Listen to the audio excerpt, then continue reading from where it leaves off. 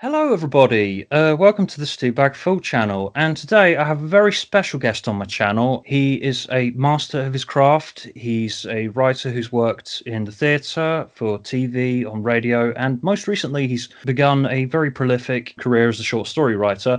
But he's most well known, of course, for his episode of the incredibly popular BBC drama series Born and Bred, the drama series about a father and son who run a cottage hospital in the countryside.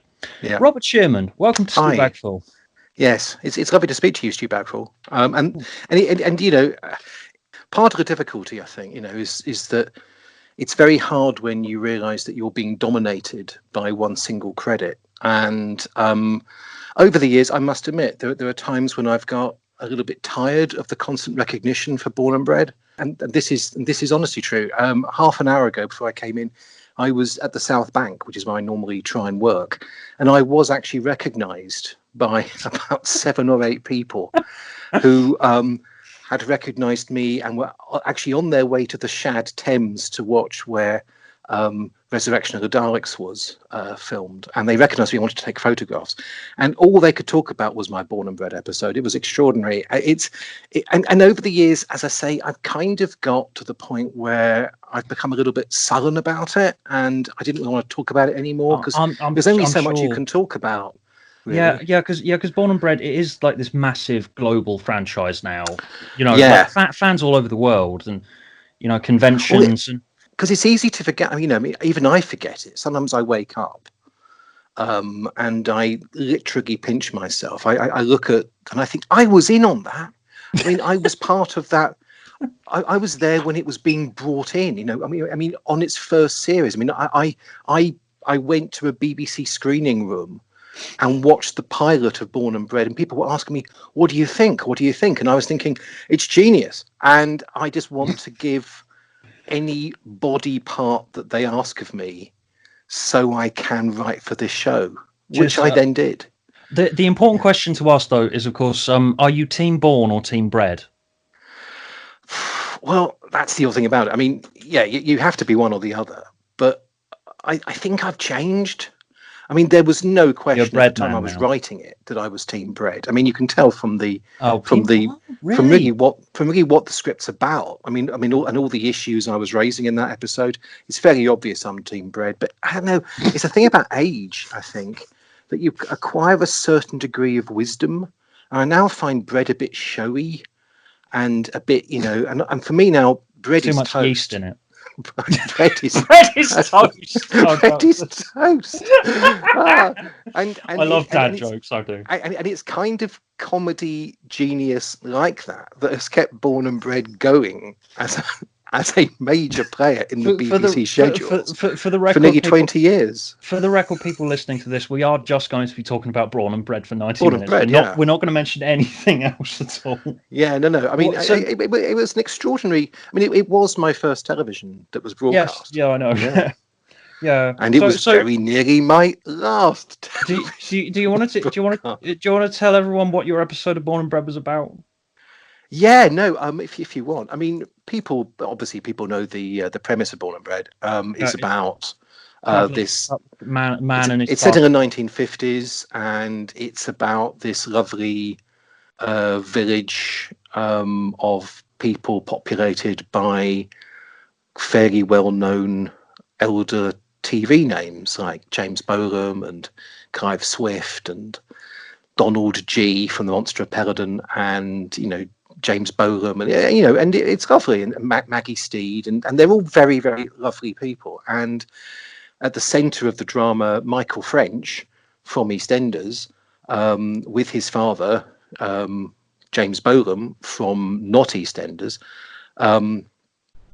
sort of just have a hospital, and people will come along with aches and pains, but nothing too unpleasant, because it's a fairly pleasant drama. I decided that because it was the 1950s, it would be really funny if a Nazi came to the village. I thought it should be somebody who had been fought in the Second World War and had killed a family member of someone in the village that we all loved.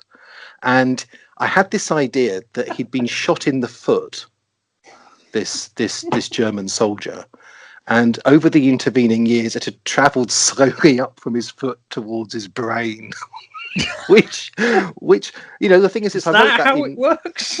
No, I mean, the thing is that we had medical experts on Born and Bred, and I thought that was their job to sort of say no, but it kind of stayed in the script. It was very odd how that happened, and it was Chris Chibnall's first show, and I think that I was a sort of project really of the editor, and Chris wasn't really involved in my episode very much, and it was so totally different to what else was going on, because I thought it'd be really funny if we took all those really nice characters and we just showed that they were basically, from our points of view, deeply intolerant xenophobes. well, that's the thing. When I was looking through episode descriptions on IMDb, you come across lots of ludicrous premises, like the people in the village staging a fertility rite. Yeah, that was Paul Cornell's. That was Paul Cornell. Yeah. That's actually rather a good episode, though. I mean, Paul did a lot better on the episode than the series than I did,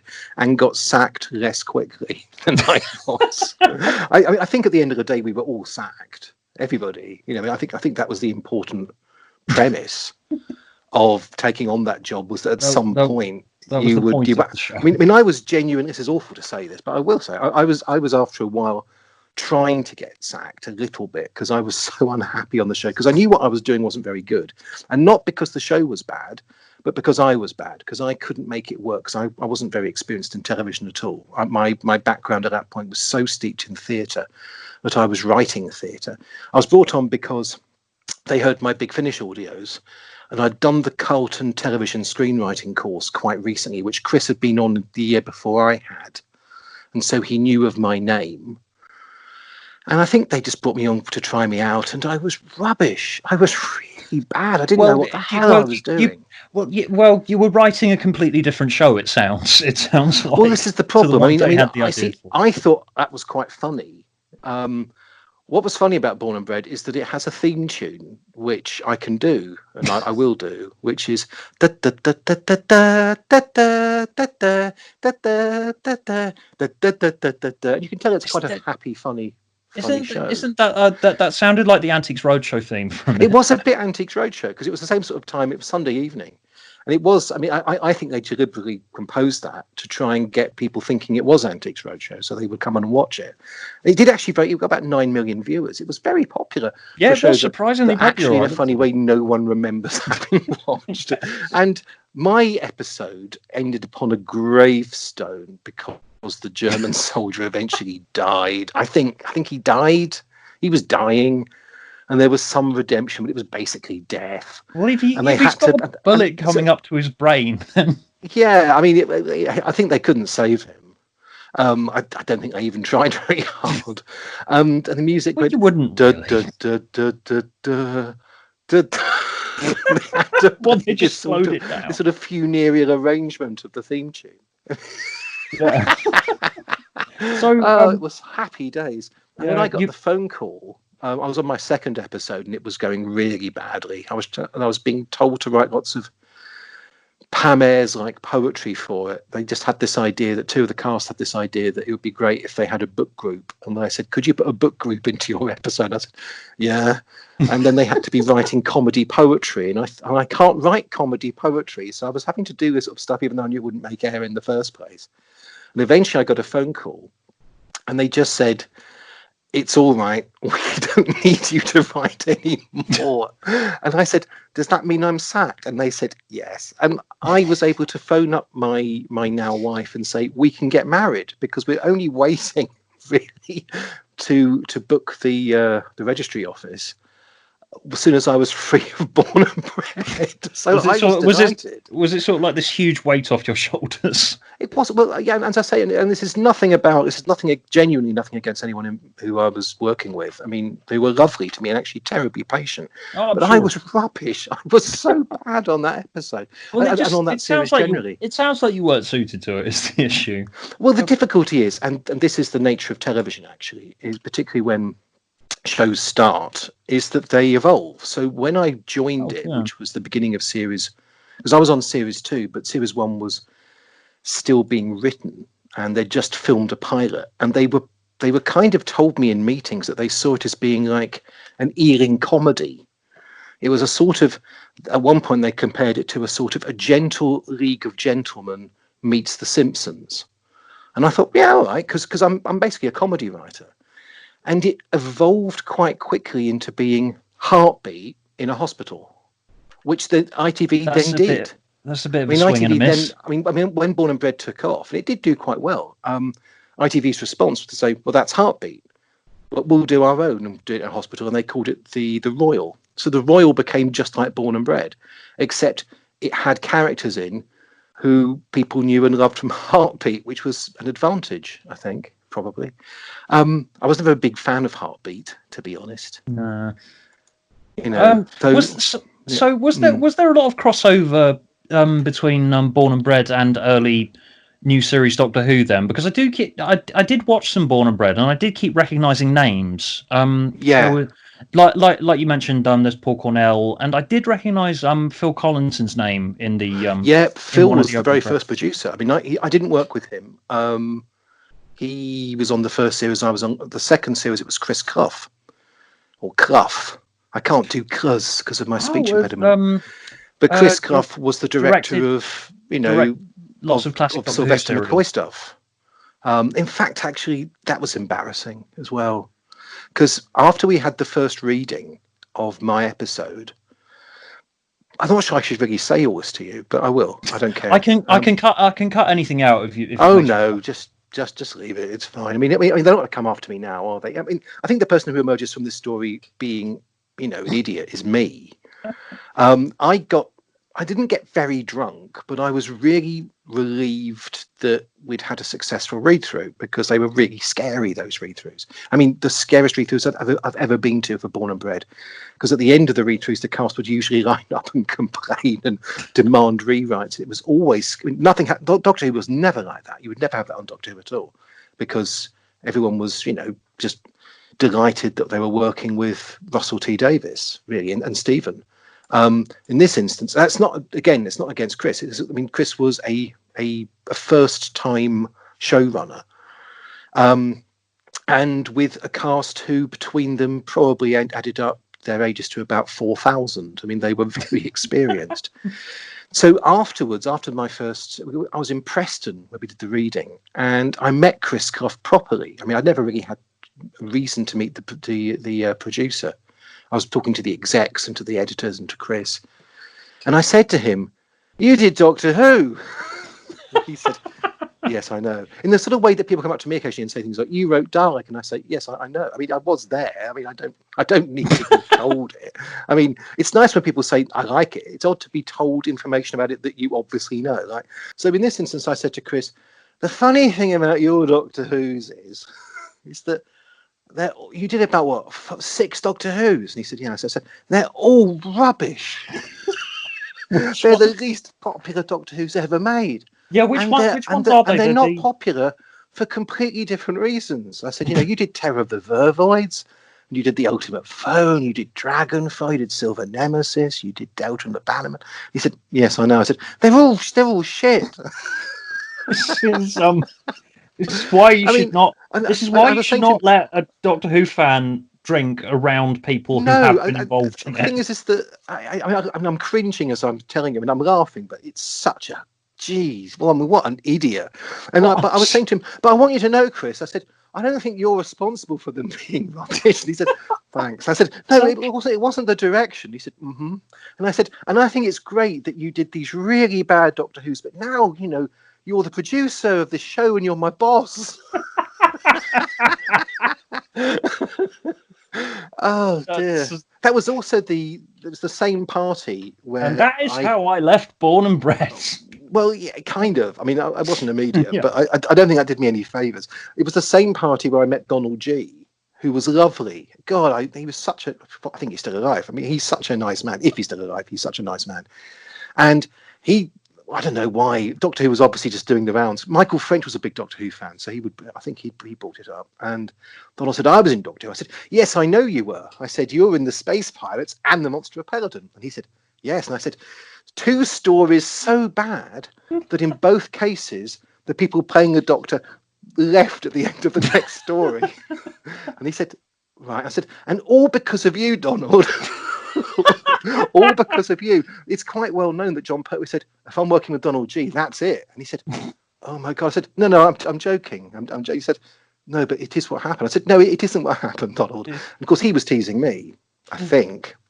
This is not giving me a very good impression. I mean, it was that sort of thing where I was 32 and I was just a bit jovial, and looking back, it's probably not quite the way that you'd want to behave now. And a complete Doctor Who obsessive, which I understand. Oh God, yeah, absolutely. I mean, at that point, I was writing Big Finish a lot. I mean, I wrote Jubilee as a holiday from the. I mean, the Born and Bred people said you can have 2 weeks off to go and write this Big Finish you wanted that you've been commissioned for. I said, okay, so I went away and wrote Jubilee, which you can probably tell if anyone who's ever heard Jubilee can tell it's a kind of anti-Born and Bred thing. It's sort of it's sort of Born and Bred is very, very nice, and Jubilee kind of isn't nice.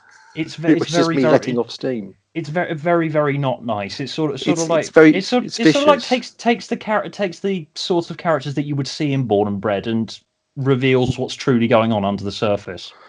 Yeah, I mean, I was just. Yeah, I mean, I look back actually, and I'm quite horrified by how awful I am. Really, Jubilee is very nice. You're not awful. I was so clumsy. Yeah, I mean, that's the problem. Is I would. Well, that's the.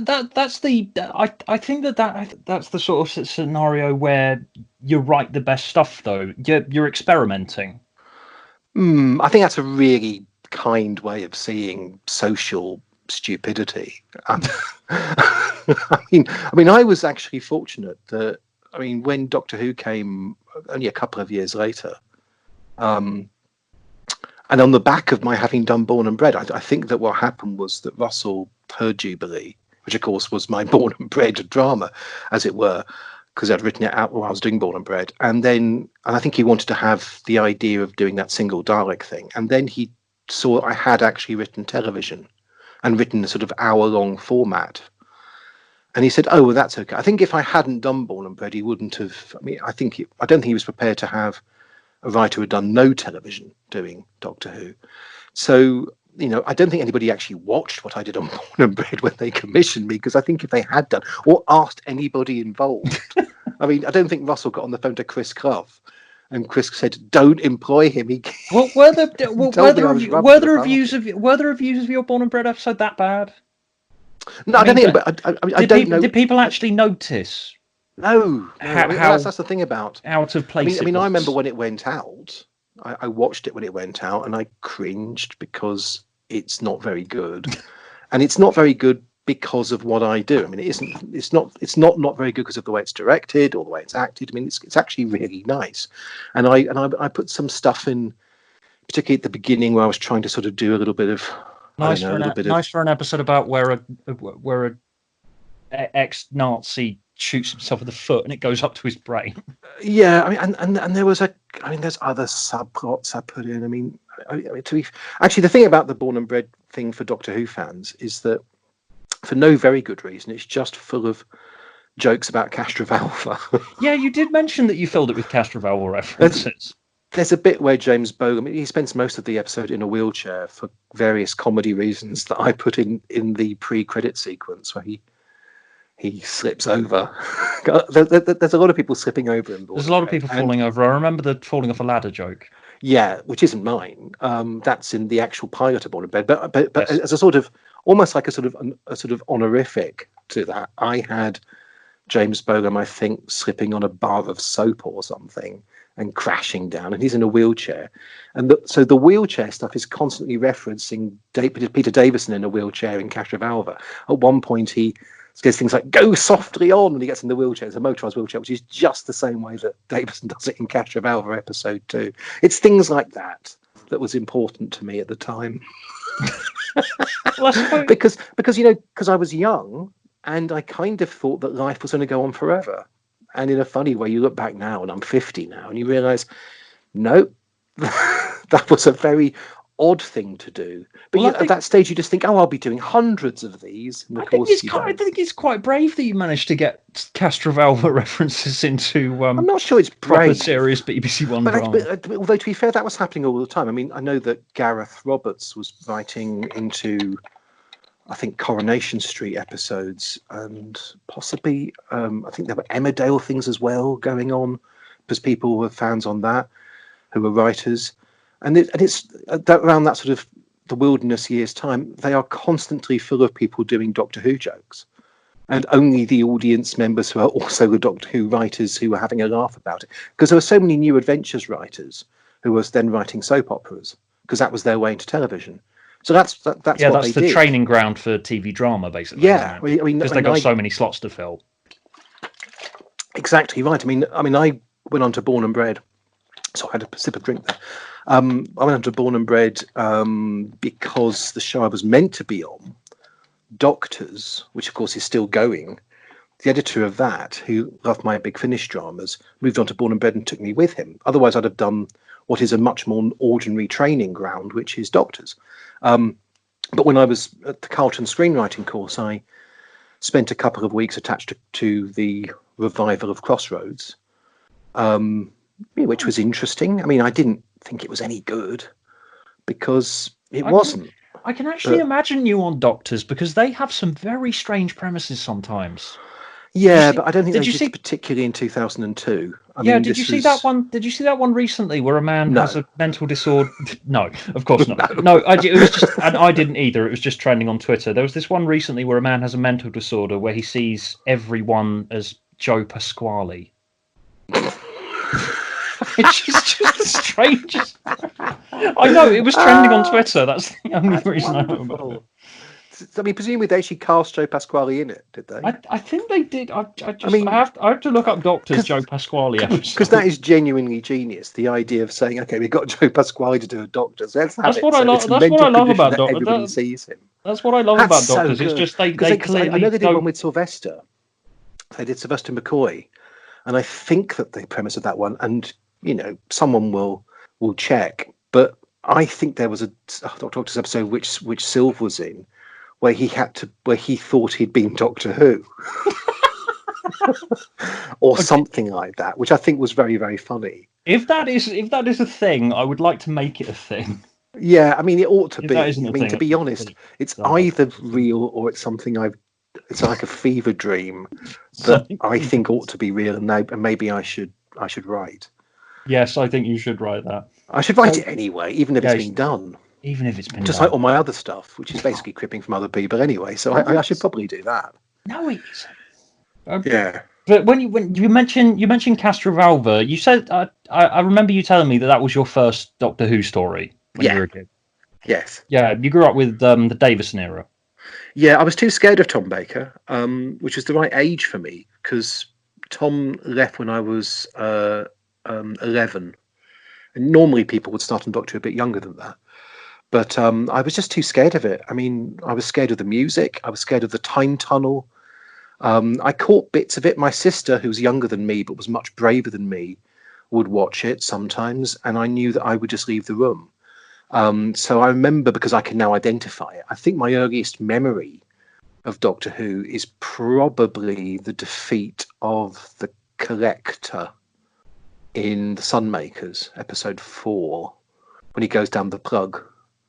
I remember just finding that grotesque, and I didn't want to watch it. And I remember catching bits of Creature from the Pit. Creature from the Pit. And Destiny of the Daleks. I mean, I was terrified of Daleks anyway. I mean, I was really scared of them when I was young, to the point actually that I used to have nightmares about Rod Hull and Emu did a TV parody of the Daleks quite regularly on their show called The Deadly Dustbins.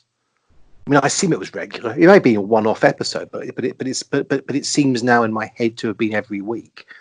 And I would be, and it would have Rod Hull running away with Emu on his arm from these dustbins, and just the idea of that scared me too much. It was Doctor Who always seemed to me when I was a kid to be very, very tense, and people walking down corridors to certain death and being terrified, which is probably I got from Destiny, maybe. Because of course it's not really what Doctor Who does very often at all, but that's what I imagined. I remember And Destiny being quite silly. yeah, but that's of course, but I think if you go That's in into Doctor hindsight, Who, of course. yeah, I mean, I think, but that's the problem. I think if you go into Doctor Who assuming it's very, very frightening, all of it's frightening because all of it seems strange. Yeah, I I mean, suppose. sometimes I can sort of see that. I mean, sometimes I'm watching episodes even now with Jodie, and I'm looking at it and trying to imagine whether my 9-year-old self would be freaked out by the imagery of it. And I'd be thinking, oh, God, absolutely, I would be. I mean, even though I find it, obviously now it feels like it feels safe and reassuring because it's Doctor Who.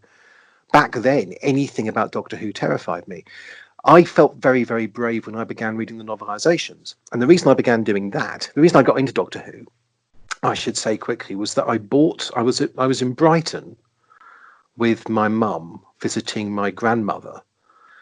It's not important that it was Brighton, it just happens to be. And I was a massive fan, am a massive fan of history. I love history. I love, I have a sort of anal love of lists, so I can still do lists of all the kings and queens of various countries, all their dates, which I learned when I was a kid because I loved all that.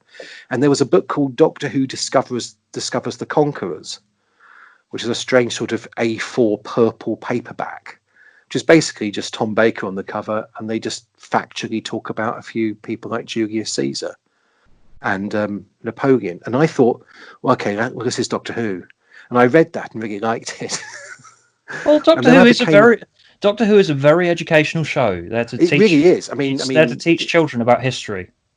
Yeah, and it taught me everything I know. Which is why yeah, I didn't really do history afterwards. But there's a. Well, you have. There's Everyone's So Special, which contains all of. Well, yes, true. I mean, no, I genuinely do love history, and my way into Doctor Who was the recognition that, see, I fell in love with Hitchhikers because a teacher at school, a wonderful chap actually called Patrick Cartmale, who was wonderful and made me. He got me into Hitchhikers, and he lent me the tapes of the radio series, and then someone on the school coach told me that Douglas Adams wrote Doctor Who. And I said, wow. And then they said, yeah. And he wrote under the name of David Agnew. And I said, okay. And then they said, David Agnew wrote The Invasion of Time. So I got Doctor Who and The Invasion of Time, novelised by Terence Dicks, believing it was a pseudonym for Douglas Adams. And I read it and made myself believe this was just like Hitchhikers. I was like, oh yeah, I can see it's the same style. Aww. No, it isn't. It's Terence, and it's not even nothing to do with Douglas Adams. The innocence I sort of made myself believe, and what I found funny was I felt so brave doing it because I was so scared of Doctor Who. But I was reading what seemed to me like a horror book. Like this was a really scary thing where characters got killed, and people got shot down by, Varden laser fire and stuff. And I began buying the novelizations based upon which covers were the least scary. So I bought Image of the Fendal and Invisible Enemy because they don't have anything on them which is scary. And I became convinced that in a funny way, every Doctor Who story began with I, and also that they all featured Louise Jameson as Leela. So I was very surprised when I found out actually just how few Leela stories there really are. So I began reading all those and I fell in love with it. And then I was lent a copy of The Making of Doctor Who by my friend at school, and I just realised that there was a huge list. I could just memorise this list of all the stories, and that so many of them were also historical, and they all sounded so interesting. Doctor Who goes and meets the people who fought in the Crusades. I thought that sounds great, and so by the time that I watched Castrovalva, I'd seen at Christmas K9 and Company. And I knew who Sarah Jane Smith was, and because I'd read The Making of Doctor Who, and thought, oh yeah, she leaves in the Hand of Fear, I said to my sister, and she said, I've never seen any Doctor Who, but I still knew that she left in the Hand of Fear. See, Wikipedia has killed this entire world. Yeah. I mean, this is there's no sense of discovery. I had to really anymore. find this stuff. Yeah, and so I watched Castrovalva, and I remember just being so excited by the fact that I seemed to be strangely dropped into the middle of a story, which in a funny way gave me the sense that it was something vast, and I loved the vastness of it. And I loved the fact that there were references to, not far now, Brigadier, if the Ice Warriors don't get there first. And I said to my sister, in fact, the Brigadier never actually met the Ice Warriors. I remember saying that. This was my first ever Doctor Who episode. I was so weird. And then I got really dismayed by Fall to Doomsday. Not because I didn't like the story, although, it's not a favourite, but because it was on a spaceship. And I suddenly thought, I don't like spaceships. I don't much like science fiction. And I had to remind myself that I'd read other Doctor Who books which didn't have spaceships in, because I suddenly thought, this isn't what I want Doctor Who to be. And it was when it was Kinder again that I got excited, because Kinder really freaked me. Kinder was the only time, because it was my 12th birthday when Kinder went on. I was just reaching the age where I wouldn't be scared by TV anymore, at least Doctor Who anyway. So Kinder was the... Because if you're a very scared child, then Kinder would definitely freak you out. Yeah, but that was the thing, is that the only thing actually which really frightened me in season 19 was Kinder. And by the time I watched season 20, I was a year older and I was much, and I was writing a fanzine, and I was cynical, and I was, joking about Jonathan Turner, and I was doing, writing bad reviews of Arc Infinity and King's Demons. By that stage, I've become this cynical fan. There's this small bubble when I was a fan, but a fan who knew nothing except the things he was learning from the Doctor Who program guide from Jean-Marc L'Officier. And he was utterly in love with it. I was so in love with the show. It is nice to know that fan cynicism existed in the classic show. Yeah, it was awful. in a very similar way to the way that it does now. And it was embarrassing actually, because I wrote a review of the King's Demons, and I sneered at the age of 13 about some of the dialogue. Rubbish, so. Yeah, but the problem is I sneered about some of the dialogue, and I got the dialogue wrong because I hadn't heard it properly. And then, well, you couldn't exactly go back and check, could you? Oh no, I did. I had it on. Oh video. Yeah. Season 20 was the first season which I was able to keep and watch, because my parents bought me for Christmas, which was very expensive, I think 4 blank video cassettes, so I could just have all of season 20, which is really kind. I bet they regretted that when they were watching Arc Infinity for the 15th time. But they didn't, of course. They just walked out of the room. And they weren't wrong to walk out of the room.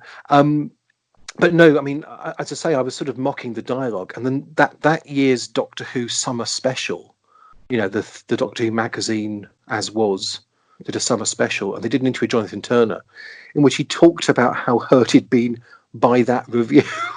Aww. Honestly. And then I went to university about 6 years later, and I was auditioning for a production of Hamlet, which Nick Pegg was directing. And Nick just suddenly the line I got wrong from King's Demons was, I said, the Doctor said to the Master, and you can't have proof. The Master said, I can't. And I said, what proof? What's he talking about? Of course, the line is, and you can't approve, said the Master, really. So when I got into the audition, Nick Pegg just said to me, and you can't have proof. I thought, oh, okay. So it was strange even at that stage how Doctor Who... It's a very small world. It's a very small world, but also even just writing a really stupid review in a fanzine 6 years before would... you'd be remembered. Thank God I never wrote for the episode, for the actual TV show. I would never be forgotten, which would be terrible. So no, it's funny. Doctor Who was a massive part of my teen years, actually. I was really obsessed by it. In a very unhealthy way, obsessed by it, I think. You did. I do remember you mentioning to me that when it went on hiatus, it was sort of like a bit of a relief. I didn't realise that at the time. I was 15, and it was terribly upsetting. But it was also, by the time it came back 18 months later, I think I'd just grown up a little bit. By the time I watched Trial, I still watched Trial, and I still recorded Trial. And I remember actually that I recorded over Trial. I didn't like it. And I thought, I kept the other ones, but I didn't like trying. And then I watched Sylvester, and I was now 17, 18, 19. And I fell back in love with the show again around the time of Remembrance. But I was doing my Oxbridge exams at the time that Dragonfire was being broadcast, and I remember thinking, "Oh my God, oh dear!" I was very appalled by how childish it all was, which I think is a phase that you go through. I mean, the things that I really loved from my childhood, which include things like Asterix books, I now return to with absolute adoration. I think Asterix is one of the greatest forces in the world. I adore Asterix, and I never, thank goodness, went as far as throwing away my Asterix books. I boxed them up and put them in the attic, but I didn't throw them away. But I did throw away lots of Doctor Who stuff, because you just suddenly, I think you find that you despise something that gave you so much pleasure when you thought that you couldn't be taken seriously yourself, and that's a Yeah. terrible shame. And but I didn't get rid, thank goodness, of my novelizations either. So I sort of recognized, I think, that they might one day be valuable.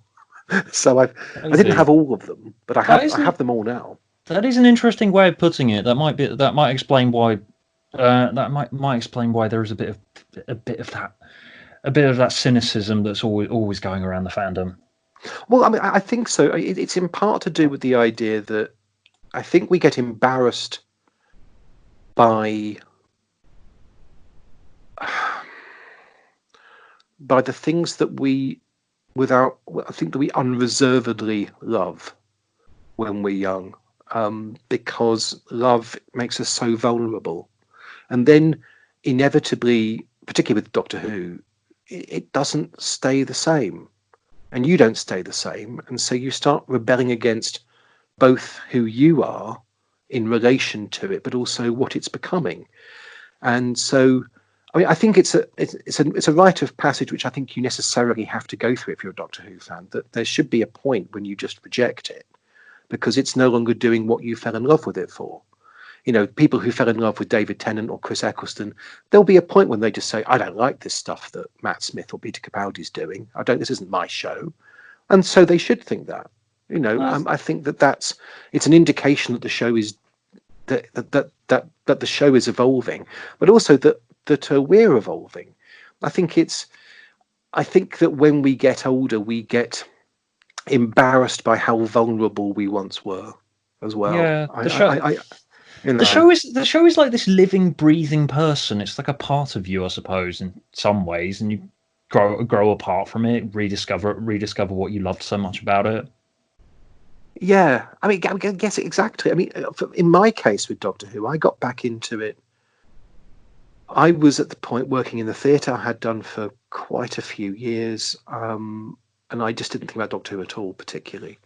Um, and about 1998, I was doing a part-time job, because I was having some problems with my theatre work paying for itself, and I was working in an office which was going completely down the tubes. And one day they was going so far down the tubes, it was a bit dodgy, I think, that they just threw out lots of their computers and modems into a skip. And I rescued one of the modems, just this little dial-up thing you had to get home. And I thought, oh, this is access to the internet, which I'd never really been on beyond being at work when we used to check people's credit card details and stuff. I think, oh, I'm on the internet, and I went and bought from WH Smith, one of those magazines that were massive at the time, of course, Getting on the Internet, and it has a sort of a CD that you'd put into your machine, I, and you get I on the like internet. I like that now the internet has replaced all of those words. Yeah, yeah, I know it's weird, and I I paid I was on AOL, which I still am. I haven't moved. I still have the same email address I had 22 years ago, and I was paying a fortune because it was before broadband. And you were paying by the minute, and I got addicted to the internet for about a month, and I realised that bill was really bad. And then I was very careful. I would write emails offline, and I wouldn't surf the web particularly. But one of the things I did find in those moments was that, because you'd say, right, I'm on the internet, I'm moving on for half an hour, and I was a fan of The Simpsons, so I could Google The Simpsons and say, oh, Simpsons pages, and I'd say, oh, what else do I like? Oh, Doctor Who. I did Doctor Who out of curiosity, and I suddenly found that there were reconstructions, and I was amazed by that. I was amazed that people had put so much effort into putting back together, telesnaps and I didn't realise that all of the telesnaps, even how many telesnaps existed. I didn't think it was that many. It was tons. I didn't realise that we had all of the soundtracks. I thought there were many missing, because when I was a fan, there were many missing. I got a few audio cassettes at conventions which are unlistenable to, of things like, I had Doctor Who and the Silurians on audio. I had Celestial Toymaker, but it was a bit too fast for some reason. Everyone was a bit squeaky, so everyone ran around. Michael Gough sounded like he was being squeezed out of some sort of tube when he was talking, which was funny. My Claws of Axos was played at double speed, so it was really funny, that one. But yeah, so I know you had this discovery, because that's like how Galaxy 4 didn't exist. Sorry, because that's how I got into all this stuff as well. I love that you were discovering this at around the same time that I was.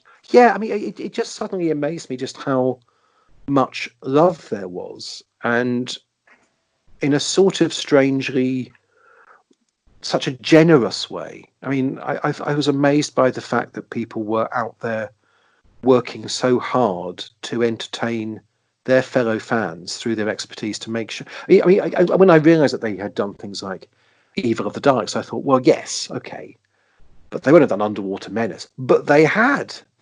They'd done them all. They'd done the space. They were working on the Space Pirates. They were, and I thought, who would devote months of your time to the Space Pirates? And yet the fact that they had was so exciting to me. And so I began collecting them. And then I realised I was falling in love with Doctor Who again, which was extraordinary. And then they did Curse of Fatal Death. And I began going to the tavern. I was invited there. And of course, I got the Big Finish invitation in '99. So, yeah, it was strange how it was a process of falling back in love with something that I'd spent about a decade not denying, but not kind of wanting to acknowledge much, even to myself. I mean, the thing which people find funny is that my wife is the best friend of Katie Manning, and the house I live in was lived in by Janie, my wife, and Katie in the late 70s to early 80s together. And it was a coincidence entirely. Katie was in Australia when I first met Janie, and then she appeared one day on the answer phone, and I remember, in the course of the joke of telling it was, oh my God, it's Katie Manning. Of course it wasn't. It was, oh yes, that's the actress from Doctor Who, that show that I once loved. It wasn't distant. It was something which I didn't feel I had to say to Janie. I didn't have to say to her, I was a massive Doctor Who fan once, because it was part of my past. And yet when I got massively back involved with it again, it sort of it became a different thing. I mean, it does feel strange to me now that that sometimes I'll come downstairs and I'll find that Katie's in my kitchen eating my yogurt, and I think, oh, it's Katie Manning in my kitchen again. And that's the funny thing about having done Doctor Who generally. That is a beautiful image. Katie just walking downstairs and suddenly finding Joe Grant in your kitchen eating, and always naked. No, I mean that isn't true. That isn't true. That is a joke. No, that is a joke. But it was that sort of funny thing about it that when I began doing conventions, there were several times that I got on quite well with Liz Sladen, who never quite remembered for years that when I was 13 years old, I'd interviewed her for my fanzine and written to her to tell her that I loved her and wanted to run away with me, which I did do. I put in the letter, could you please leave your husband Brian Miller (brackets Dugdale from Snake Dance), because I thought that would be helpful to her to work out who he was. And pardon me. And I first met Liz when I was working in the theatre. She had been an actress for Alan Ayckbourn, who I was writing for quite a lot, and I met her in that context. And then she met me because I'd written Dalek, and she knew I was on the TV show, and she knew I was a writer. And so she never quite understood that I was also a massive fan. She always saw me at conventions thinking that I was a professional who was just doing this job. And I would try and tell her, I'd say things like, no, I know Doctor Who. She said, yes, of course you do. And I'd say, genuinely, I could actually recite for you all of your episodes. I said, you did the Time War, Invasion of Dinosaurs, the Dark. She said, yes. She just ignored it. I was at a convention in Sydney with Debbie Watling and Fraser Hines and India Fisher. This was back in shortly after we did Dalek. And there was a Doctor Who quiz thing.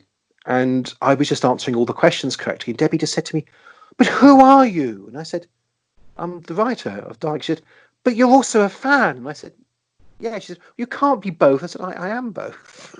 I said, that's what the show is now. The show is basically just being run by people who can quote you The Mask of Mandragora. And no one wants to quote The Mask of Mandragora particularly, but we all can. I mean, it's that sort of funny thing that the old. So I go, as I say, I go to conventions and I still find it weird to be in the same green room with people who are treating me as if I'm the same as them. They're just other Doctor Who people. Oh, hello, Rob, will say Wendy Padbury, and I'll think, you're Zoe from Doctor Who. And I still can't quite get over that, even though I get on really well with Wendy, and I know her daughter very well, I work with her at Scarborough. I always feel a bit nervous because I also keep on thinking, well, it's Zoe from Doctor Who, which is weird, isn't it? I mean, it'd be nice if I could sort of let that go. But then, I don't think he'd mind me saying it, Stephen always said he felt a bit like that. Stephen would meet people from the old show and he'd still feel that sort of sense of... Yeah, there are lots of Stevens for the record. Yeah, that's right. And Russell, I mean, I remember when, Russell would be, in the early days, he would be thrilled that we were doing a BAFTA screening for Parting of the Ways. And Waris Hussein was there. And Russell was there. It was Waris Hussein's in the audience. I mean, that's how we felt. I mean, it is how we feel. You don't lose that sense of joy that though you end up being part of something which you just flipped over as a kid and you're now part of the other side of it, you still can't lose that. I mean, I can't, if I meet Peter Davison, I can barely speak to him because he was my doctor. And Peter's often at conventions with me, and I think Peter just thinks I'm a bit weird. Because I don't really want to talk to him. I just think, and I walk off. I don't want to chat to Peter Davison. You're the doctor, you are. Well, but you see, I found the same thing actually in a funny way when I worked with the new doctors. So I knew David before he got cast. And yet, if I saw David once he was playing the part, I was in awe of him. He was Doctor Who. When I first met Matt Smith, which was a read-through, it was, I think, the Beast Below read-through. And he came up to me and said, hello, I'm Matt. And I said, hello. And he said to me, have you seen Team of the Cybermen? It's amazing. I said, yeah. And I thought, oh, you're Doctor Who. He hadn't done it yet. I was still so he's half my age probably, and he's now, and yet he's Doctor Who, and so I'm now nervous of him. See, I was kind of like that with you at first because I just thought, I've been obsessing over Doctor Who for such a long time, and then you just weird, isn't it? But the thing then you just come up to me and start talking to me like we're old friends, and then suddenly it kind of saves time. I mean, the thing is, I mean, I genuinely, I was making a joke earlier, but I really was recognised at the South Bank today by some fans. And the thing is that, but I'm a fan. I was lucky because my job coincided with being able to work on the show. But it doesn't mean that I'm anything else except that, I'm only the same as them. See, I still have that same connecting emotions to the same episodes that they had. But I also got to write for it later, and that doesn't make me to be. I'm no more special. I mean, that's obvious. Even as I say it, I cringe because that makes it sound like there should be some sort of idea that I am. But of course I'm not. I'm just a writer who got to write on Doctor Who. Well, your Big Finish audios do feel more special to me, and I think listening to you talk about the way that the way that you had this relationship with Doctor Who when you were younger, and then you sort of drifted away from it a bit, and then got hooked back into it through your work. I think that changed your approach to writing for Big Finish in a way. Yeah, perhaps. Because I find with your Doctor Who plays that they're more about exploring an idea or a theme or a motif through the medium of a Doctor Who story. Yeah, that's probably right. You're taking the framework of the Doctor Who story and using that to explore an idea, as opposed to approaching this as, "Oh, I'm writing a Doctor Who story." That's the difference I find. I suppose. I mean, I think there's an arrogance to it. I couldn't help but when I came to do Doctor Who. Well, the writer's got to be arrogant in some. Oh yeah, absolutely. But it was about my twisting Doctor Who into the sort of work I wanted to write anyway. So that when I did the Holy Terror, I had at that stage been writing theatre fairly well.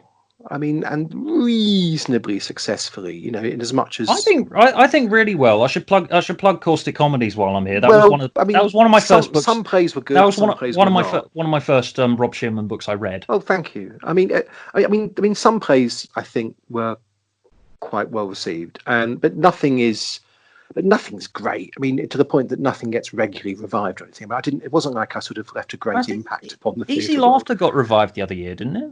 Yeah, I mean that was that was in New York. That was fun. And it does happen occasionally, and there is talk about some. And actually, I wouldn't mind, you know, even though we're now living through a time when theatre is closed, I would love to go back to doing some theatre now. I really feel I might actually, just for fun, because I think I want to try and. I always wanted to be a playwright more than anything else in the world. I mean, I still care more about theatre than probably anything. So when I got to do Doctor Who, and I got that because Nick Pegg, who I said I was at university with, and Barnaby Edwards, who I was also at university with, they were doing Big Finish, and they told Gary Russell that there was a proper playwright who was writing for 8 Born and had written something that the National had produced, and he was a big Doctor Who fan, you know, and Gary said, "Well, give him a go." And I was at that point also doing a bit of Radio 4, so I like writing audio.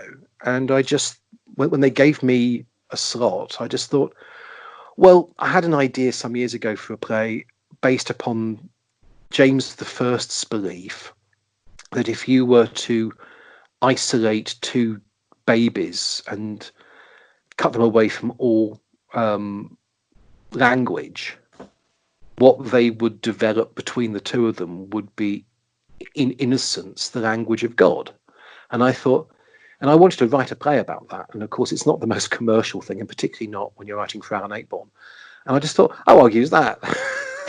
So I basically wrote The Holy Terror as a sort of strange horror piece about the idea of what would happen if the language of God was something which was a bit Raiders of the Lost Ark-ish, actually. So the idea was that, you know, you would have this. You'd be creating something unearthly. I mean, we didn't quite go with that. I mean, I think because I also had to put a penguin in it, and it was. But I really enjoyed writing Holy Terror, and it was fun because as I was writing it, I knew I was just writing it like I was writing one of my stage plays, and it was just mine, and it was my sense of comedy, and this is how I wrote theatre and drama, and it was always comical, but it's very, very black comedy. I mean, that's what I do.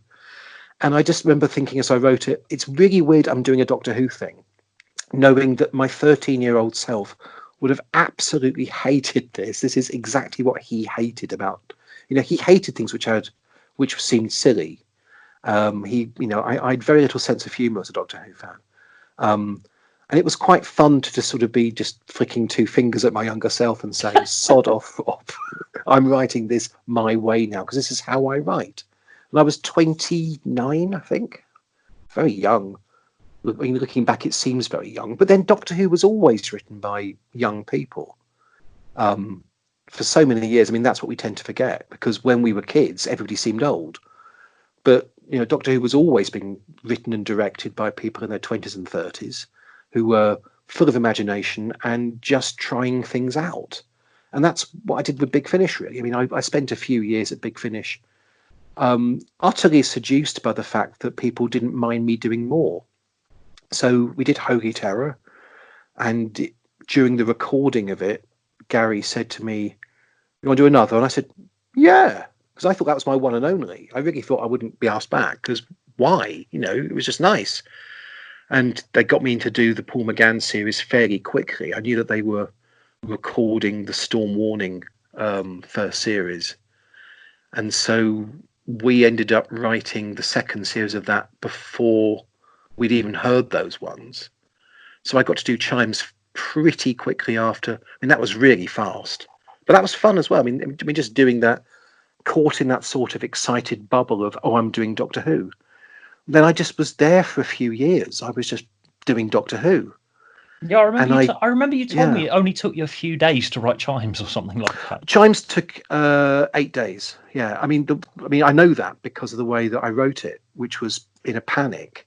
It had to be done by the end of November 2000. No, yeah, it was November 2000, and we'd only recorded Holy Terror, I suppose, earlier in the year 2000, but we didn't. Yeah, what happened was I was also at that time writing a big theatre adaptation of Pride and Prejudice. So I was doing them both at the same time. I know it seems very odd now. And I was doing that. And I didn't really I couldn't work out Chimes. And I wrote an episode a day and then I had a day off to try and work out what might happen next, because I really never knew from episode to episode what I was doing next. I always thought I had enough. I thought I had enough ideas for 25 minutes at a go.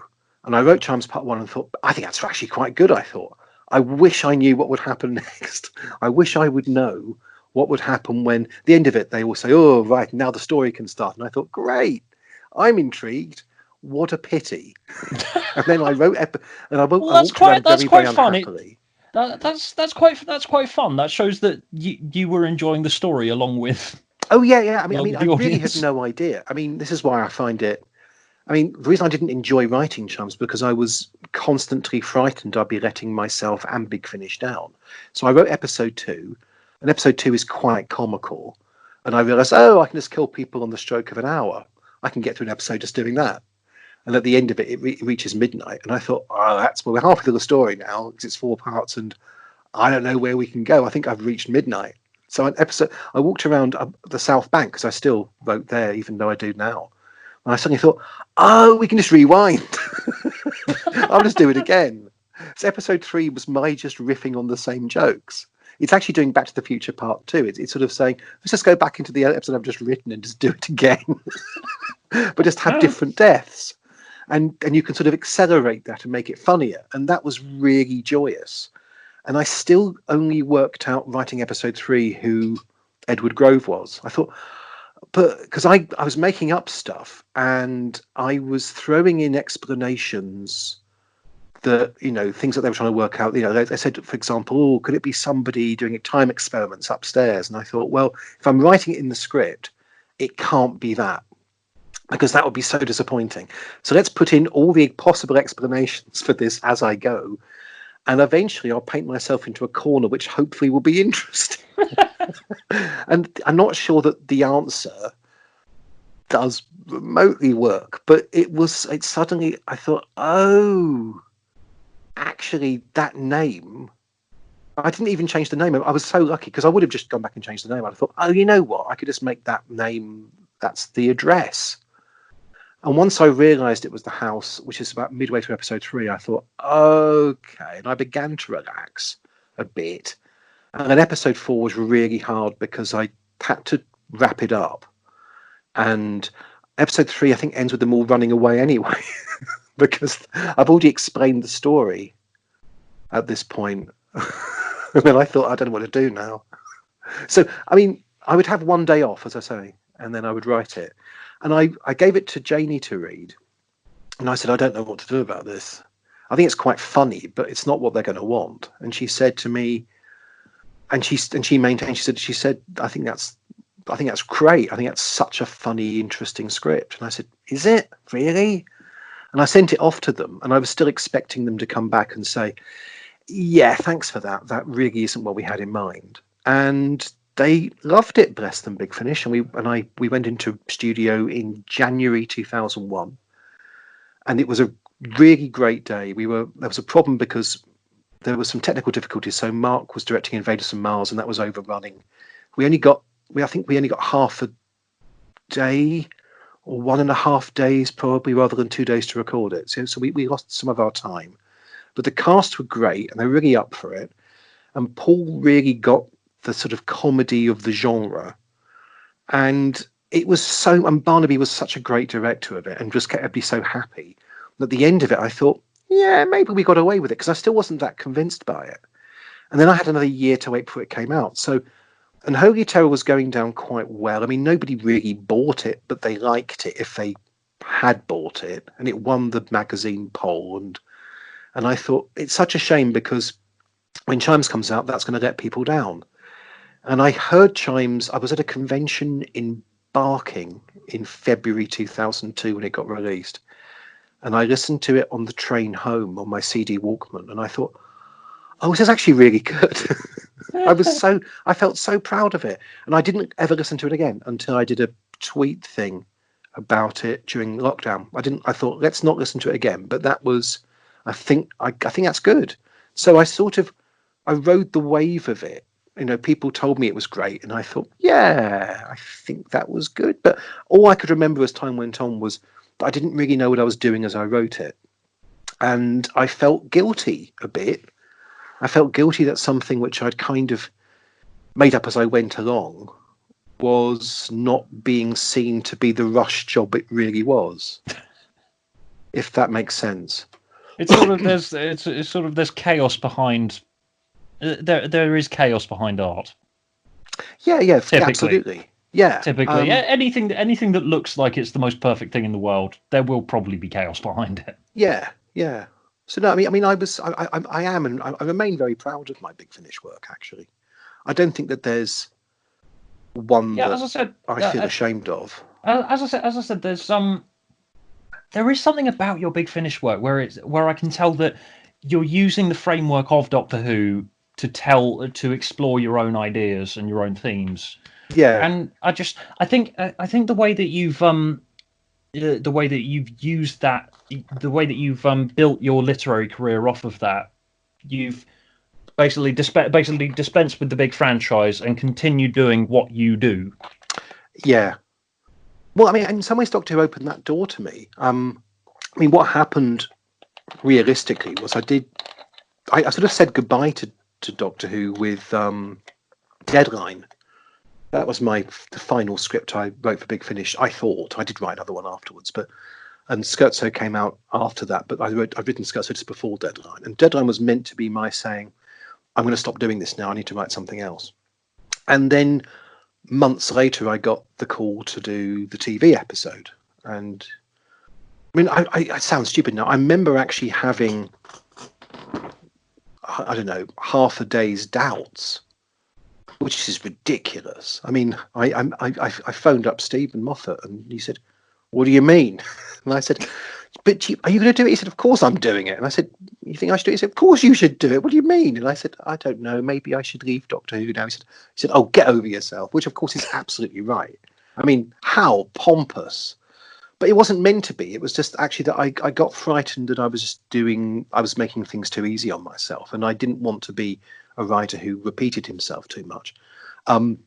So I did Dalek, but it always felt a little bit like this was a delayed goodbye.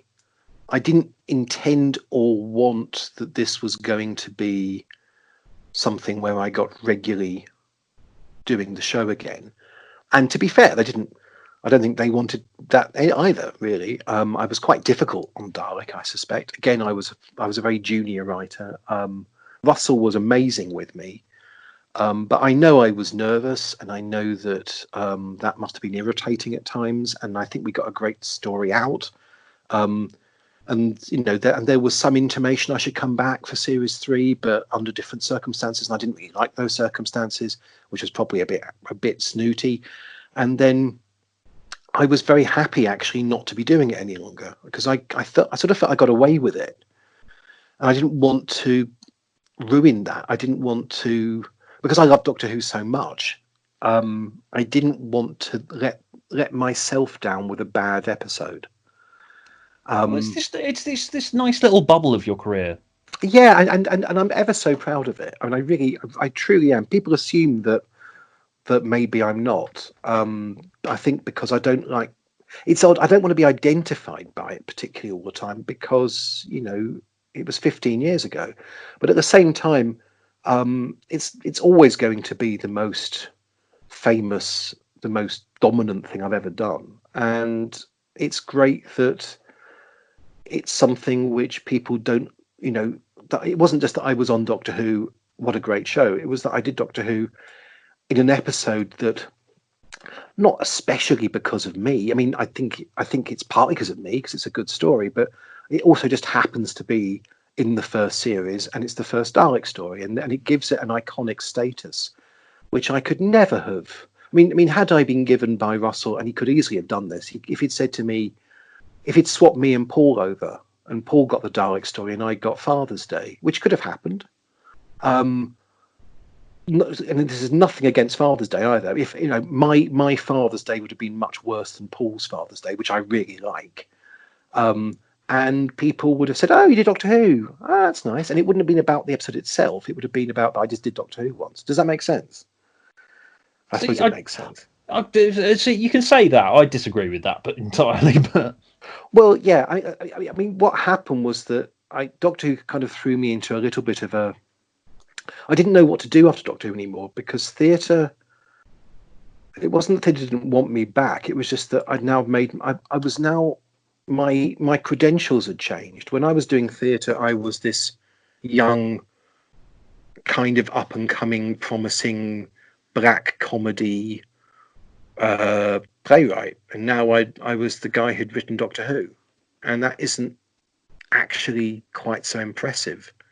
And I was somebody who was going to be writing for the Royal Court at one point. Well, I mean, and it was, it's impressive for Doctor Who nerds. Just in oh, sure, and look, it's a great know, credit, but it also changes how you're perceived. yes, And in I pompous didn't writing quite know circles. what to do, and I wasn't a good enough playwright anyway to challenge that. I wasn't. I hadn't got any great ideas of plays in my head, and I was a bit of an impasse. And I spent the year after Dalek losing weight. that that became my project. I said, because I was really fat, and I just said, okay. And I lost nearly 7 stone just for fun. And I thought, and I wasn't trying to work out what to do as a writer. And I thought, let's just give it some time. And then one day I got an email from an editor called Andy Murray, not the tennis player. Not that one. No, I mean I have to say that he gets a bit tired of people saying that, but it's true. He's not a tennis player.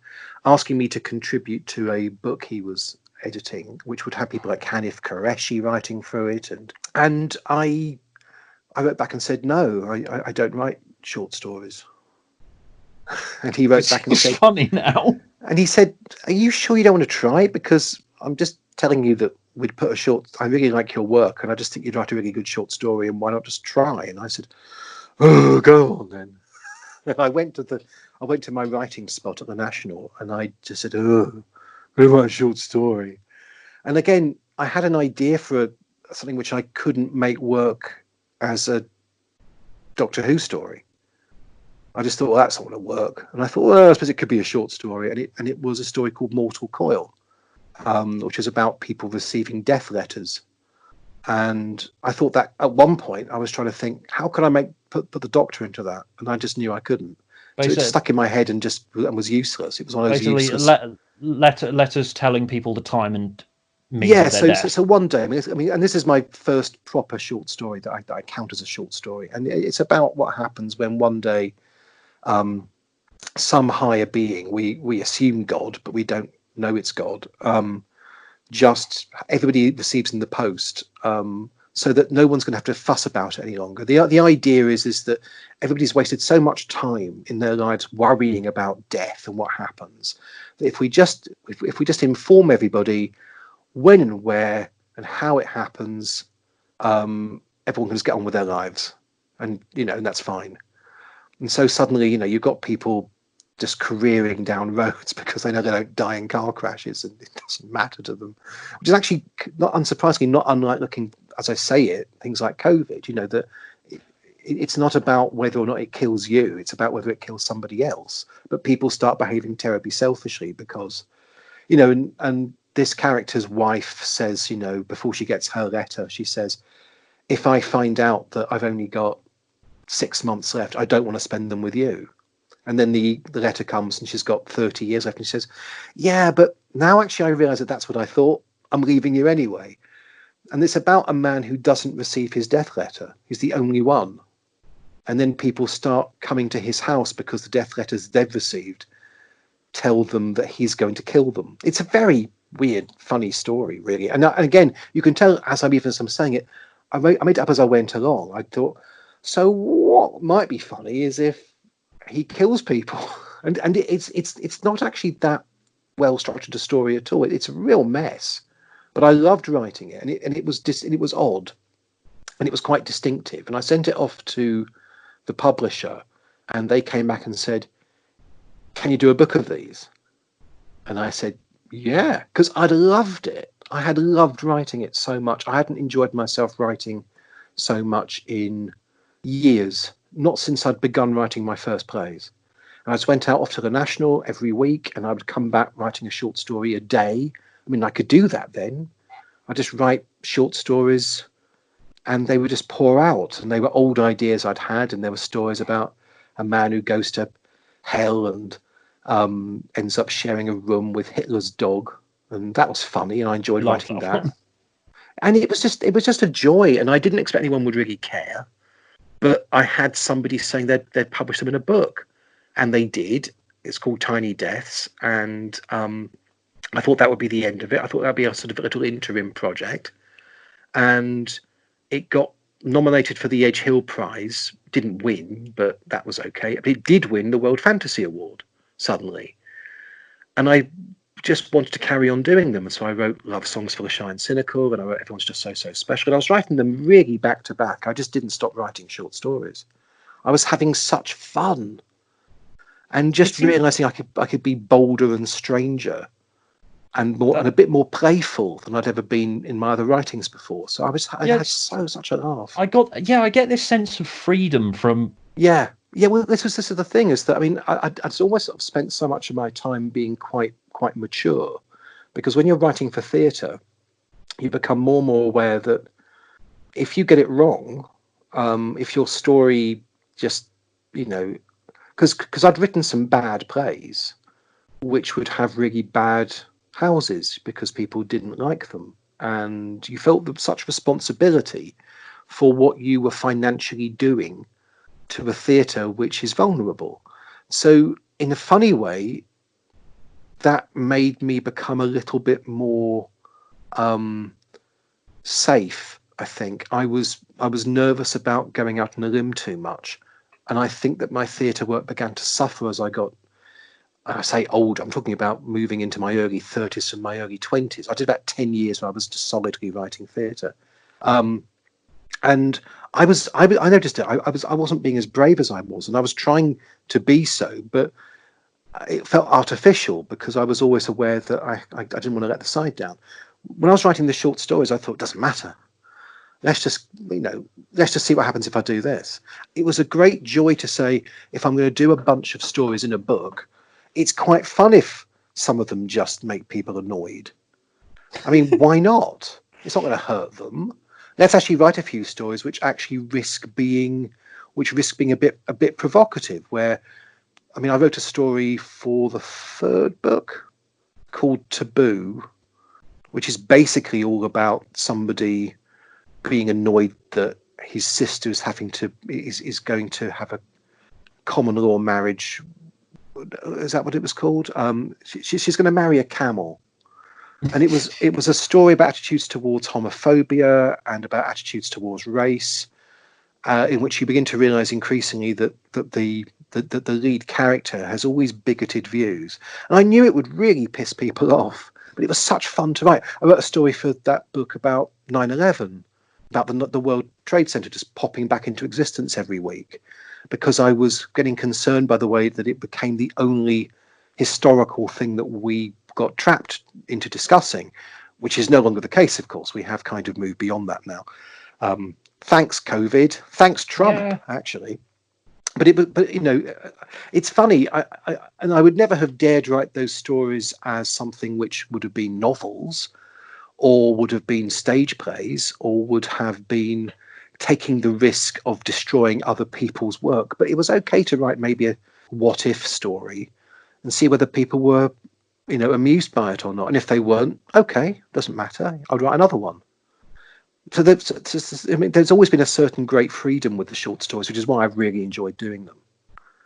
Yeah, I can tell. So, lots of them are like these really deep and introspective takes on a dark joke. I'd say. Lots of Yeah, them. I mean, I Lots see of them them read always like as being dark comedies. jokes.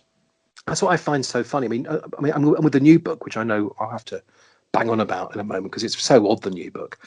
But so many of them actually start from the premise actually of even wanting to discuss what jokes are. So there are lots of stories about, there's a story in the new book about what happens with a series of Englishmen, Irishmen and Scotsmen all having to live together, going out to perform versions of the joke every day in some sort of weird afterlife, living with chickens crossing the road and stuff. You know, I mean, it's just very odd. And it's a way of exploring the idea that jokes are ways in which people, you know, are kind of trapped into ritualistic behavior, and the way that we kind of hold people back by the fact that they become objects of derision. I mean, the play that you mentioned that went to New York was called Easy Laughter, and was totally about that. And I wrote that in '92.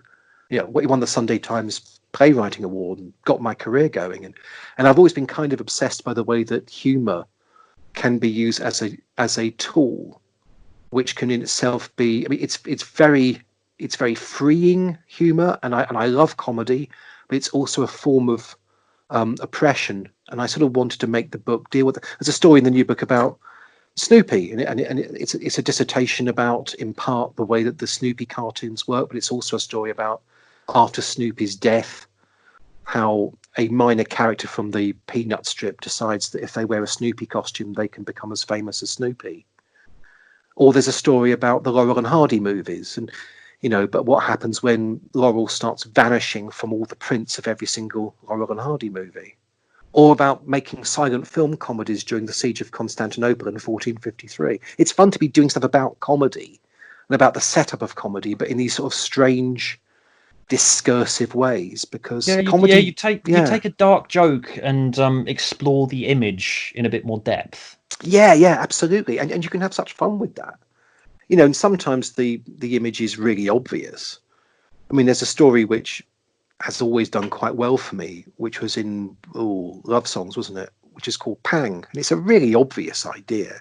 It's about the idea that when you fall in love with someone, you genuinely give them your heart in a Tupperware box, you know, and that's okay. You know, we're not going to die from that. That's just what you do. And so when this wife breaks up with this man, she gives him back his heart. So and he's beating organ inside a box. Yes. Yeah, and the embarrassment is that she says, well, "I'd like to have mine back," but he's lost it. He doesn't know where it is. It's somewhere in the spare room, maybe.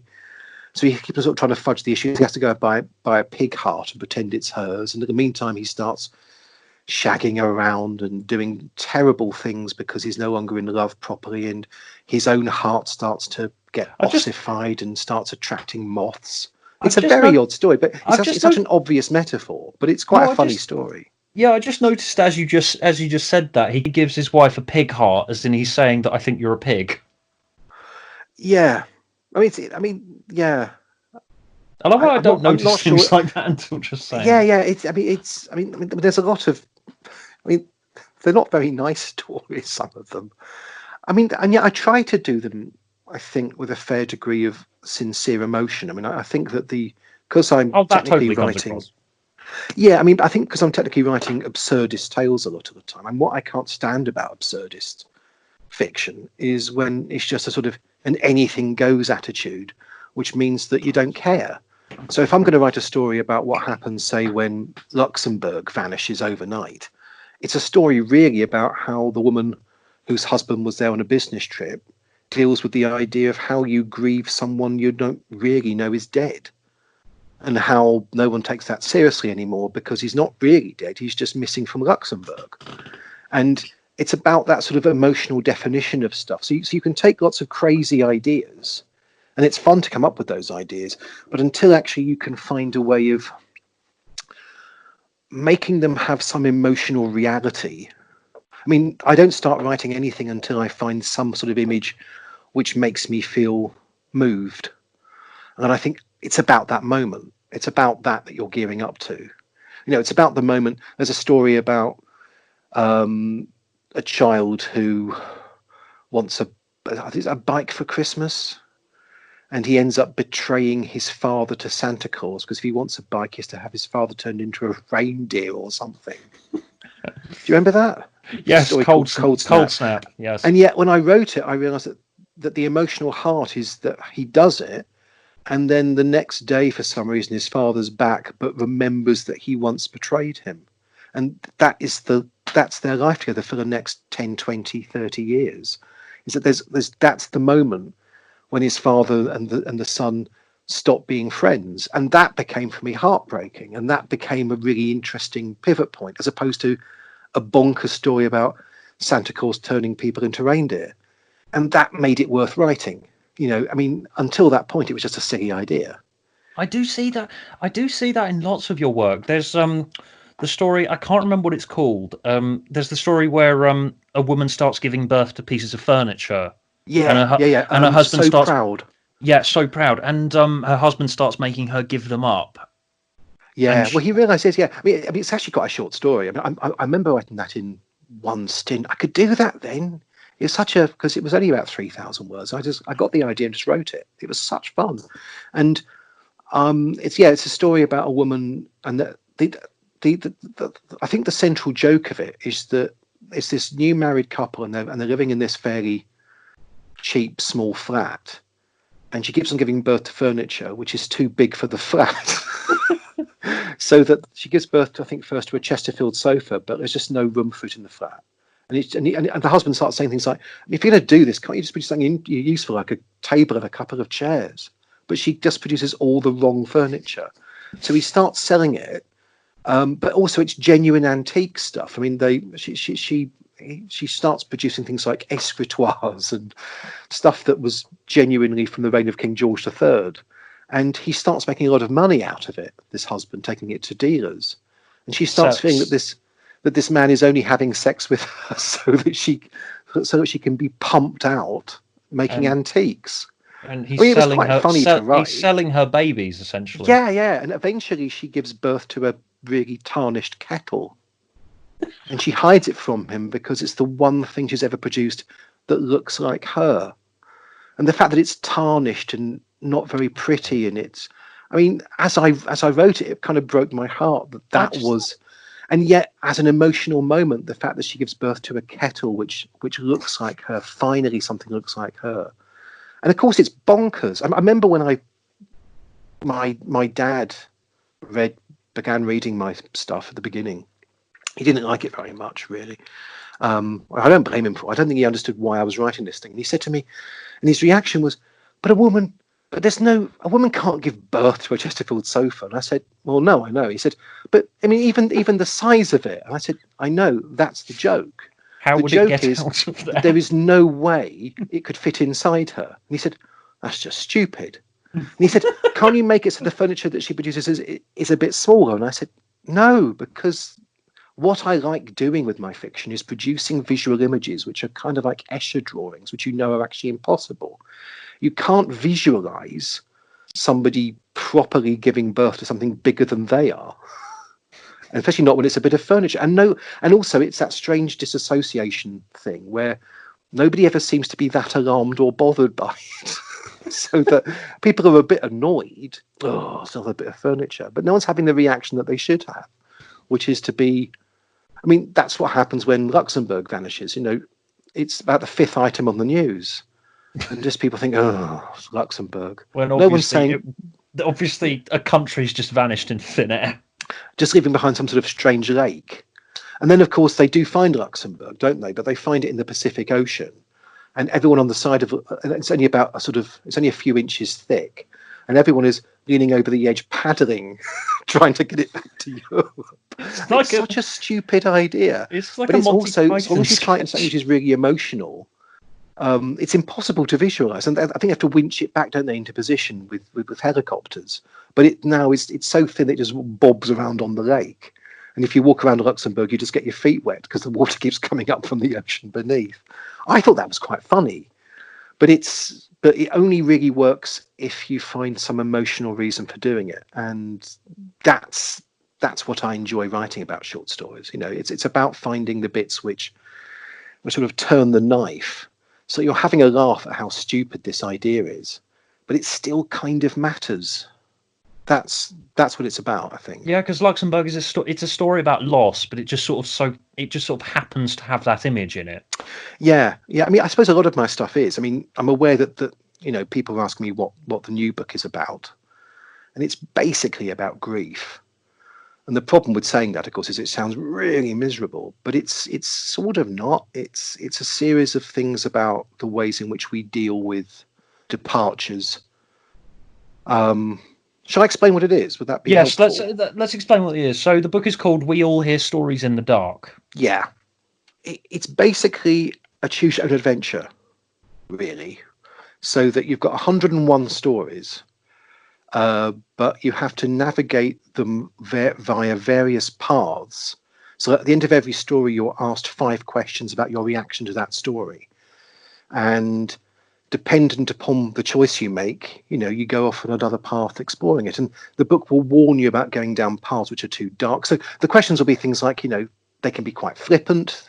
There might be a story with a pig in it, and they'll say things like, do you want to see a story with a talking pig? You say, oh, all right. Or it says things like, how did you engage with that story? I mean, did you find it depressing? Did you find it uplifting? If you found it uplifting, maybe you should try this one. Stories which are actually a bit more offensive, they'll ask you whether you were offended or not, and if you were offended, was it because of this or was it because of this? And then turn to page 500. Yeah, and then turn to page this. And the idea of the book is that it's about a man whose wife dies very young. We imagine. I mean, we never have them named, but he resents the fact that she wasted so much of her life, he believes, in love with books and reading books when she could have been with him. She could have spent time with him instead of being in her library reading her novels. And one day, in his grief, he takes all of her books out of the house and burns them. And then he feels such tremendous guilt because he knows that he never even bothered to ask her what her favorite book was. And if he only could know that, he could read it, and then he could be closer to her because he misses her so much. And he gets this invitation to go to the local library. And they keep on sort of inviting him, and eventually he goes. And they give him a library card after about a 5-hour interview, where they start asking him about, what his name and address is, but start asking him things like, do you like the colour red? Do you ride upstairs on the bus or downstairs? Do you get embarrassed by certain sexual positions? Do you like the number 3? I mean, really weird questions. And at the end, and he keeps on sort of wanting to leave, but can't quite, because it's just hypnotic that they're taking an interest in him. At the end of it, they give him this e-reader and they say, you're now going to read everything ever written. And the actual truth of the matter is that all of us, we could read every single book in existence in 2.5 weeks, if only we read them in the right order. The reason that we get slowed down because we're reading everything in the wrong order, which makes it harder for us. But if you were to read, for example, Black Beauty and then read Crime and Punishment in the original Russian, it would take you a nanosecond. And everybody has their own right order. So he sits down and he reads everything ever written. And he realizes that every single novel and short story and in every language, it's all part of one masterwork. And there's nothing which is awful. All the Jilly Cooper novels and things exist alongside Dostoevsky for a reason. It is part of one big thing, and all the writers writing didn't even know they were necessarily contributing to this one big artistic thing, but that's what they're doing. And he's now read everything ever written, and he still misses his wife. And he realizes that all the new books he's now going to try and read, he can't understand because he's now reading them out of order. Anything which is newly published is gobbledygook to him. So he's lost not only his wife, but he's lost all chance of ever reading again, which he's now fallen in love with. He goes back to the library and they say to him, there are 101 stories left in the world. And an old woman in the back of the library in the dark will read them to you and will invite you to make your choices after you read the stories. And if you follow the one single path through them, where you don't ever go back on yourself, you just read all the stories and you find your way through this sort of labyrinth of conflicting, contrasting tales, you'll get your wife back. You'll have your wife restored to you. So, it's taking the idea of doing the Arabian Nights, where you had Scheherazade telling stories every night to save her life, the 1001 Nights. And I've done 101, and it's basically Scheherazade telling him stories so he can win his wife back. And it's about finding connection points between stories and finding out that stories bounce off each other, and the order you read the stories in changes the meaning of the stories that you read. And the idea of it basically meaning that also, just because of the sheer mathematics of it, anybody reading this book is unlikely to have anybody else ever reading the same book that they do, because the number of permutations are so massive. I mean, there are more permutations of this book than there are grains of sand on Earth multiplied by all the droplets of ocean on Earth. So the odds against anybody reading the same book you choose to read, and the stories which you end up discarding, you discard. I mean, it's not about trying to read them all. It's about trying to read the book that you want to carve. And you will be reading a genuinely unique book, which is in part based upon what you respond to. I mean, I thought I had to give that a go. I mean, this was 10 years ago. Something to do. Well, I've done a few short story collections, and I just had this idea of trying to do something which was like a sort of an adventure through the way that stories work with each other. And I knew it would be quite long, but I didn't realize it was going to be longer than War and Peace. But I suppose mathematically, because I thought the stories would actually be shorter. The stories tend to be about 6,000 and 7,000 words. Yeah, they're probably huge, fleshed out. Oh yeah, I mean, these are. I mean, some of the stories end up being about 15,000. I mean, some of them are a bit shorter, but but there is but they're quite meaty stories. And there are ghost stories, and there are horror stories, but there are also comedies, and there are romantic tales, and there are fairy tales, and there are children's tales, but there are also sexual tales. Children with pumpkins for heads. Children pumpkins for heads. Yes, there is that one. I mean, the idea of it being also that as you read the book and you make your selection, you can't tell, even as you're halfway through a story, whether this is a story which is going to actually suddenly turn nasty on you or not. So some stories will become horror stories only halfway through. Some stories start seeming like they're horror stories, but in fact they're not. They're actually romantic tales. And they're all designed to kind of just excite you about the idea that you don't know what you should be expecting. And also at the end of it, you can actually judge it. If you said, I did not enjoy that, that's fine. You can react against it and go in a different direction on a different path. It's a truly interactive book, really. Yeah. I mean, the part of the point of the book is basically that you should not enjoy all of it. I mean, some parts of the book, I argue, some parts will be offensive, but they'll offend different people, and different parts of it will offend different people. I mean, I don't like all the book. My wife certainly doesn't. But that's part of the joke of it, is that, I mean, I like all of it because I'm weird like that. You are, yeah, that is a weird reaction. But yes, but even so, there are bits which you'll prefer to others. There are certain types of stories you'll enjoy more than others because that's inevitable. But at the end of it, you get his wife back or you don't, and that's quite fun as well. And it's full of little games, so that there are chapters in the book which you can only access if you cheat. So there are things to be found if it's like if you read that chapter, it tells you off, because if you're reading it, it proves that you've actually that you're not following the maze correctly. And you can have endless fun with it. It's sort of a book that seems to be, it's built for the internet, I would say. Yeah, and that was what I was told. I mean, and it worried me at the time I was writing it that it was maybe not going to be publishable. because it is huge. I mean, it's a huge book in the way that, you know, if you were to take, I suppose, one of those sort of interactive computer games, and you were to pay out every single possible permutation and put it into print, or onto a videotape, it would go on for days and days, but you wouldn't play it for days and days. It's not about reading every permutation. It's about having your experience. Yeah, I mean, basically, you're buying the sort of complete blueprint for a game that you'll only read a section of. I would hope. I'd expect. I hope people read it more than once, but they don't have to. I mean, whereas when you get the book, because it is very, very big. I think they will, because it's a fun thing to explore, I think. And it's quite good now that lots of people have lots of free time because of the pandemic. Which, of course, is accidental. I mean, you know, there was... I had no sense of that at all. I mean, as I say, I began writing it, and it's in part in response to the death of my parents, and also Janie fell very ill and got depressed, and she had a breakdown, and I had a bit of a breakdown as well at one point. So a lot of the stories about recovery and about trying to find ways through dealing with that, which of course is set up by the idea of this man who's lost his wife. But they're all, I think, quite funny. I think it's quite a funny book. And it all just to be a bit of fun, really. And there's there's one story which is made up of 101 different stories. I mean, I'm constantly sort of playing games with the idea about how you can structure this. So what I'm finding fun is that now it's actually out.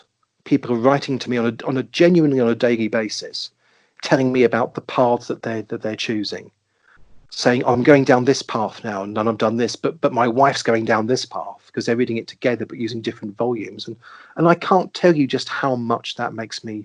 That is wonderful. Really, really happy, because it's just what I want. I mean, I think that the fear I had when I was writing it, because it is such a huge job, and it was a decade to work on, was that at the end of it, it would come out, if it would even come out at all, and no one would care. You know, that was always the big gamble, was that, I mean, I would be in a situation where I'd be having meetings with other publishers who were wanting to ask me about writing novels and things for them, which would be so flattering. And then they would ask me what I was currently working on. You know, I'd say, well, I can't just yet because I'm working on this other book. It'll be done in X years. And they'd say, oh, well, what are you doing? And I'd tell them. And there was one situation where I just saw a woman just go white. She just said, but why are you doing that? And I said, well, no one's ever done it before. He said, well, of course they haven't. It's insane. It's an insane thing to do. It is insane, but and the thing about the book, when it exists, I mean, what I got when it came through the post, the softback came first. The hardback came a couple of weeks later. Both in existence, guys. Please do order. Yes, if you want. yes. I should point out at this point, the link to buy these is in the description. Hooray! Thank you. But when they came in the post, and I looked at them, and I thought, oh my God, that looks insane. Because in a funny way, when it's a Word document, even though it's a Word document that goes on forever, you don't quite get a sense of the scale. But when you see it, and of course, every story is fully illustrated, and it's about trying to make the idea of having a book feel entirely unique. I want everybody to feel that when they've got their whatever version of the book they've got, that this is their copy, and it belongs, you know, and the choices they make belong entirely to them. You can read the book many, many times, but that first time that you read the book, those first decisions you make will be your book. That's how I wanted it to seem. Everyone is so special. Yeah, well, exactly. I mean, just like the title of my third book. So this was a huge thing. I mean, took up 10 years of your life. Yeah, and I didn't think it would, and I think if I'd known it was going to do that, I probably wouldn't have done it. Because it's just stupid, isn't it? I mean, I think it was quite perceptive that you were writing something so built for the internet in 2010. Yeah. About 10 years before. Although the internet did exist in 2000. Well, it did exist, obviously, just wasn't as ubiquitous as it is now. I mean, that's the thing about it, though, is because some publishers said to me, well, this ought to not be a print book, it should be a website. And I thought, I don't want it to be a website. I want this to be something where you just get the idea of this being a celebration of a book. And it was really important to me that it came out, and when it came out, that it wasn't.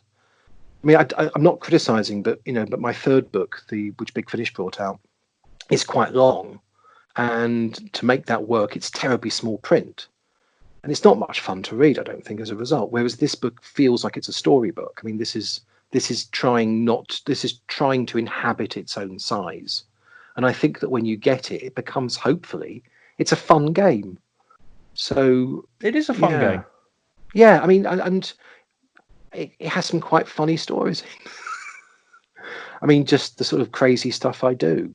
It's hard to explain without sounding silly, but it feels to me like such a sort of personal thing.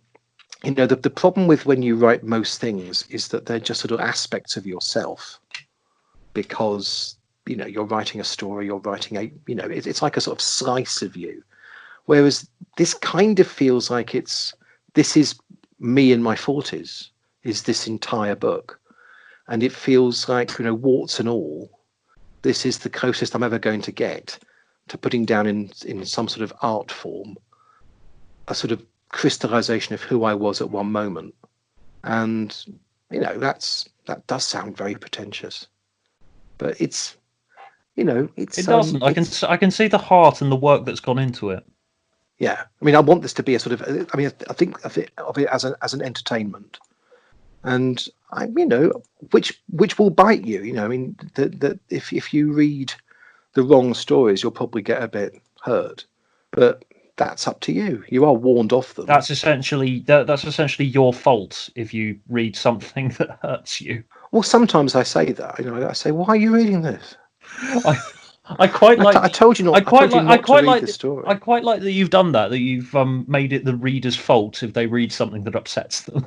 Yeah, well, there are lots of little messages throughout the book, in between stories, where I will joke and I'll say things like, if there's one story that you haven't enjoyed, it's because you've read it in the wrong order.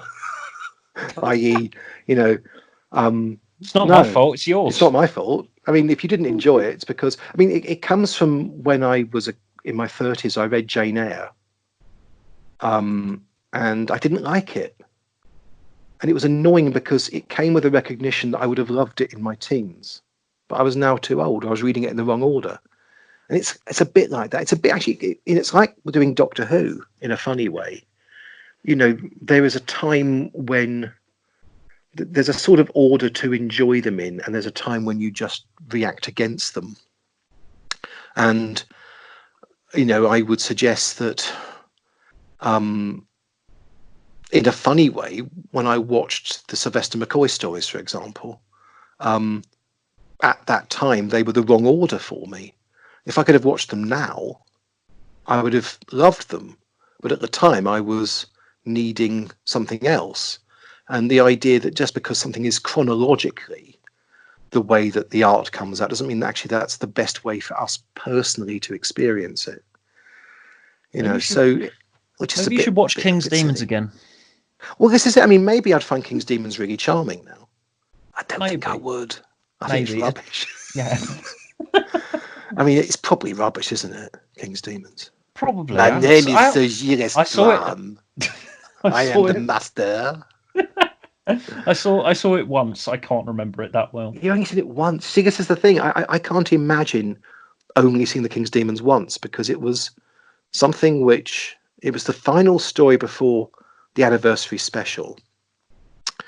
So, and it was my first year with VHS off-air recordings, and I was so excited by the Five Doctors. So I had to watch the King's Demons. Inevitably, I had to watch it about 30,000 times because it was the closest story I could get to the Five Doctors, which hadn't been broadcast yet. So I hated it. Also, I'm always aware of the King's Demons that it's a funny thing. It's odd actually how it affects your memory of stuff. I remember having a big argument with my mum just before episode 1 was broadcast, and it kind of taints it. And of course, that's the thing, is that the way in which we respond to stories and respond to art is in part based upon things totally external to the art itself, but that does infect it. I mean, there are certain books which I love, and I can remember that I read them on a really good summer holiday. and that for me makes that book have a sort of special significance. It's it's an odd way to do it, but Sweetly wistful. yeah, and stories which are broadcast on people's birthdays often matter. I mean, Frontios was broadcast on my birthday as well, and I thought, yeah, it's Frontios. You can't not love Frontios. I should. While I've got you here, I should ask you. So, what is your favourite classic Doctor Who serial, or just any episode generally? I think it's probably Snake Dance. Yeah. I mean, and I suspect that's partly because it was the first Doctor Who story broadcast that that I saw going out, which is what my 9th story going out, if I ran with Castrovalva, that I watched and just thought, I think this is such an extraordinarily well-crafted piece of writing, because I wanted to be a writer. I didn't know how to be. And for years, I was looking at Snake Dance, trying to work out aspects of how that worked and trying to bring it into my own writing. I mean, Kinder's also amazing. I mean, Kinder in many ways I think is probably better, but I really adore Snake Dance. I mean, I think it's just a tremendously well-crafted piece of writing, and it's kind of beautiful, and it's very, very redemptive, and it's very weird, and it's quite unnerving, and it's about something. It's about, I mean, it has the guts to be in an anniversary year, which is all about the 20th anniversary. I mean, seriously, I mean, it's impossible to say because you weren't alive then, but it was, all the stuff that was going on was, every story will feature something from the past. How exciting. We were so excited by that, and getting hints that the meddling monk would be in the King's Demons and the Ice Warriors would be in Terminus, which they obviously weren't. And Snake Dance is just about the nonsense of nostalgia.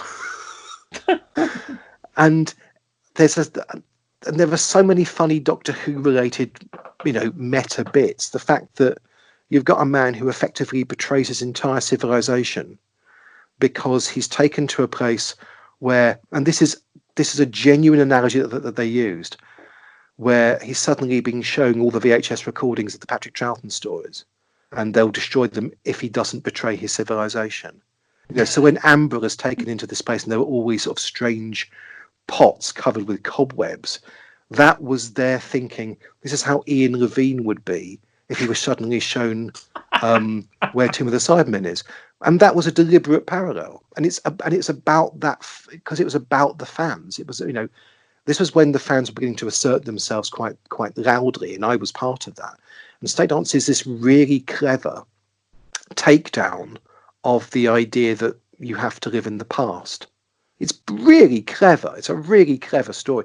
Another one which does that so well, which is one of my other favourites, is Greatest Show in the Galaxy, which has got the obvious stuff where you've got Jan Samarco as Adrian Mole playing typical nerdy fan. But it's also just about the idea, which is, again, a thing I love writing about, but the idea of just things being past their best, just things which have kind of reached their peak some time ago, but we're still living on the fumes.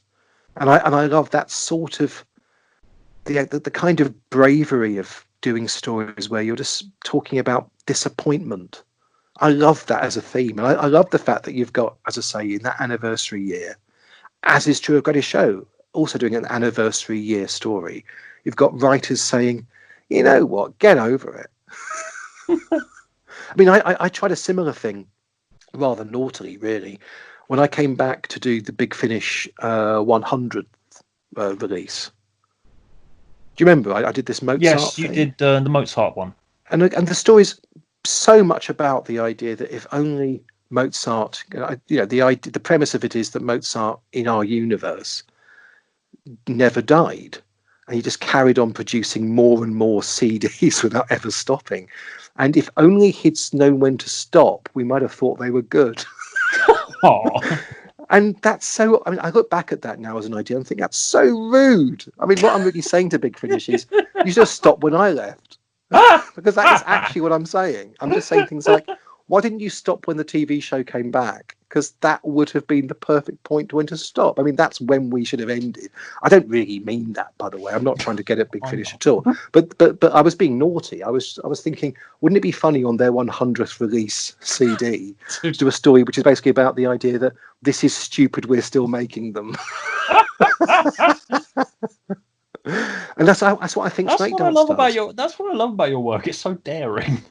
Well, it's not. It's just rude. I don't think it's really daring. I mean, I think daring would have been something probably a bit more risking being offensive. But I sort of forgotten that I did that. I mean, I was told about it by somebody recently. I saw someone do a sort of critical piece, and I read it and thought, oh my God, that's exactly, yes, of course, I remember doing that now. I remember actually thinking, oh, this will be funny. And I thought that they might, that people wouldn't necessarily. It's so obvious. It's such an obvious rude thing to do to Nick Briggs and my friends at Big Finish. And it's such a terrible thing because these people are my best friends, and yet I'm just being rude to them. I'm saying, why are you still doing Doctor Who? Grow up. You can't do that. But that's actually what Snake Dance is doing. So I love Snake Dance. Anyway, yeah. The Greatest Show in the Galaxy is great too, and I mean there are so many really great ones actually. I mean, I do love Doctor Who. Oh yeah, that comes across totally. Yeah, you can't quite let it go, really. No, not really. I mean, I think I had my chance to in my 20s, and I did sort of then, but now it's there forever, isn't it? I mean, I never forgot how to recite all of the stories with their production codes in order. I never lost that. I always knew, An Unearthly Child through to Ghost Night. I could just rattle them off, and I can still do it. But now all the way to Revolution of the Daleks, which is coming out in the new year. Somehow I've been able to absorb my list all of the new series stories as well. So if I wanted to be cruel, I'd make you do it, but I'm not gonna. Well, I mean, you could make me prove it. You could say, okay, what comes after this, and I'll just tell you. All right, stuff like that. All right, what comes after the Sea Devils? Oh, well, after that is the Mutants. Sea Devils is code LLL, but MMM was Cospeladon, which Nightmare of Eden's production code. It's 5K. This is a phone call. I could be on the internet. It's like the Who Wants to Be a Millionaire stuff now. Yeah, they have to have. Jeremy Clarkson has to say things like, there is some adjudicator there, isn't there? But no, it is true. I mean, and also there are some very, very funny production codes. I mean, obviously, we all know. I mean, it's my Donald G story. I was saying, you were in the Space Pirates, which is why the Space Pirates, but you're also in the Monster Peladon, which is why the Monster of Peladon. But of course, the funniest production code is the Face of Evil. What's that one? 4Q. I mean, it's the only funny thing about the Face of Evil. I mean, I love the Face of Evil, but it is the only. I mean, I really do actually. I think it's great, the Face of Evil, but it's not funny except for its production code. Fuck you, the Face of Evil. Planet of the Daleks production code. SSS. Bloody hell, these. All right. Hang on, I'm going to try this again. Image of the Fendel production code. 4X. Bloody hell, you're getting all of this. Yeah, I really do know them. I really do know them. And there was a time where Toby Haydock and I could both do also the entire cast lists of all of them as well. Jesus. But I've mostly forgotten that now. I mean, I know quite a lot, but there was a time when we were, we were at a convention together, and we would amaze the fans because they were just doing quizzes, and Toby literally has an encyclopedic knowledge of every single guest appearance ever, and I did because I'd read those Jean-Marc Lefisier program guides so well, and all the way up to Ghost Night, I knew every single cast member. I didn't know any of the new series, but I knew everything from the classic series. Okay, but it's odd. It's an age thing. I can't do that anymore. I mean, I can do some of them, but if you said to me, who's the window cleaner in the Time Monster, I'd say yes, it's Terry Walsh, but only because I'm using that as an example now. I mean, but there was a time that I could just do that. You would just say to me, who did so and so ever play in Doctor Who, and I'd tell you all of their credits, which is a bit weird, isn't it? It's a bit weird. But it's not so bad to know all the titles and the writers of the titles and their production codes. I don't know production codes for the new series because we didn't really have production codes. I mean, we just knew the number. So, I'm 1-06 for Dalek because it was the 6th episode of the first series. It's a bit boring, that. It's also not actually helpful because it wasn't the 6th recorded. The production codes for the classic series are the order that they made them in, not the order they were broadcast in, which I find quite tantalizing because I'm like that. Okay, I think we should probably stop soon as we're going for 2 hours. But okay, Okay. I'll do a last couple. Okay, Mark of the Rani production code. That's 6X. Jesus Christ, you got me. It's all right. 4 to Doomsday. 5W. Jesus, sorry, It's the first Davison as well. I've got the Wikipedia. Because, 5X is Visitation, 5 Wykind, and then 5Z Castrovalva, because that's the order they made them in. I've got the Wikipedia up. I'm just impressed with this. Planet of Evil. Planet of 4H. I cannot believe you're getting all of this. Yeah. Power Kroll. That's 5E. Oh my god! I cannot believe you're getting all of these. Okay. Thank you very much, Rob. For That's all coming right. On my channel. It's an embarrassing admission. Well, it's good. Oh, sorry, my phone's going. Well, it's I've got some clickbait on you now. Yeah, you certainly have. Yeah. Thanks so much, Stuart. I really enjoyed this. Thank you. So did I. Thank you for joining us. Yeah, like the video, subscribe to the channel or something. Okay. Yeah. That's my introduction.